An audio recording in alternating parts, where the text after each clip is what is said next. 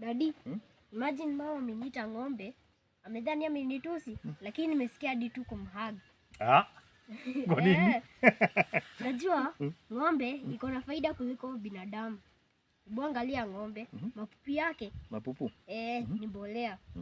Hebu angalia maziwa. Yenyewe maziwa tunaikunywa, Ngozi yake ndo wanaume wanashinda hapa wakiringa hapa na manjumu na wallet. Na mishipi. Na mishipi ya. Hadi hao wamama na tuvibeti. Wanatembeanga ni kama wako kwa hewa. Na ngozi ya ng'ombe.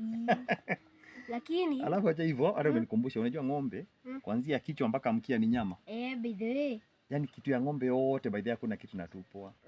Okay. Lakini hebu angalia binadamu. Wamejaa tu roho zao, wamejaa chuki. Wenyewe wivu. Wako na wivu.